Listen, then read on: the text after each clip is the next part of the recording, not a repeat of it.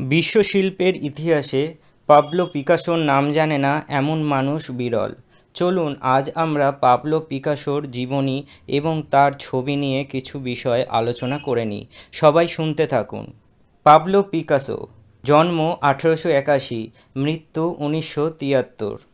ঊনবিংশ শতাব্দীর সম্ভবত সবচাইতে প্রভাবশালী চিত্রশিল্পী ছিলেন। কিউবিস্ট এবং চিত্রের অন্য আধুনিক শাখাগুলি রূপায়ণের নায়ক হলেন ফ্রান্সের এই চিত্রশিল্পী। ইনি আধুনিককালের সবচাইতে প্রতিভাসম্পন্ন ও সৃষ্টিকারী শিল্পী। পিকাসোকে চিত্রশিল্পের গ্রাফিক্স, পটারি ও স্কাল্পচার এবং সকল মাধ্যমের উজ্জ্বল চিত্রকর এবং শিক্ষক বলা হয়ে থাকে। পিকাসো স্পেনের মালাগায় জন্মগ্রহণ করেন। তিনি এক চিত্রশিক্ষকের সন্তান ছিলেন। মাত্র 10 বছর বয়সেই তার প্রতিভা প্রকাশ পায় সবার সামনে। 1895 সালে তার পরিবারবর্গ বার্সেলোনায় চলে আসেন। সেখানেই তিনি স্টুডিও তৈরি করেন এবং চিত্র প্রদর্শনী করেন। 1900 খ্রিস্টাব্দে তিনি প্রথম প্যারিস দর্শন করেন এবং 1904 খ্রিস্টাব্দে তথায় বসবাস শুরু করেন।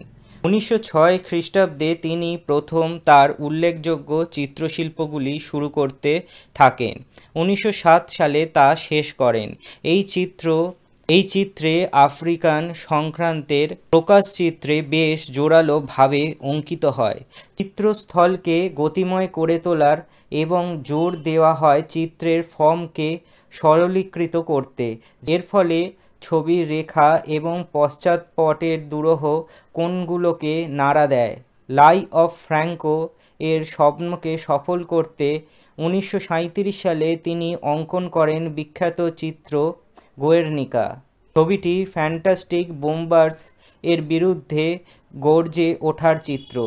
প্লুরালিস্টিক কিউবিস্ট ধারণায় এই ভয়াল চিত্রটি অঙ্কিত হয়েছিল। ধ্বংসলীলা চিত্রে অদ্ভুতভাবে প্রকাশ পায়। বোমায় বিধ্বস্ত মানবদেহ, ভাঙা জিনিসপত্র দেখানোর জন্য চিত্রে ফর্ম ভেঙে দেওয়ার প্রকাশ ঘটানোর কৌশল প্রকাশ পায়। কোথাও প্রাচীনকালের রূপ, কোথাও ঘোড়ার আর্তনাদ, সব মিলিয়ে বীভৎসতা প্রকাশ পায়। তার এই চিত্রটি যেন ধ্বংসের বিরুদ্ধে ঘৃণা ও ক্রোধের প্রতীক স্বরূপ। বিরাট আকারের এই তৈলচিত্রটি মানুষের প্রতি মানুষের অত্যাচারের বীভৎসতা দেখানোর জন্যই অঙ্কিত হয়েছিল। এটি একটি প্রতিবাদ স্বরূপ চিত্র ছিল। এই ছিল আজ পাবলো পিকাসোর জীবনের কিছু ছবির বিষয় ও তার জীবনের সামান্য কিছু বিষয় আপনাদের সামনে তুলে ধরলাম। ভিডিওটি ভালো লাগলে অবশ্যই লাইক, শেয়ার ও সাবস্ক্রাইব করবেন এবং ক্রাফটিমেগ ইউটিউব চ্যানেলে সবাই সঙ্গে থাকবেন। এখানে আমরা ভারতবর্ষ তথা বিশ্বের শিল্পকলার ইতিহাস নিয়ে আলোচনা করে থাকি, প্র্যাকটিক্যাল এবং থিওরিটিক্যাল দিক নিয়ে। সবাই ভালো থাকবেন। আবার নতুন ভিডিওতে আপনাদের সাথে দেখা হয়ে যাবে।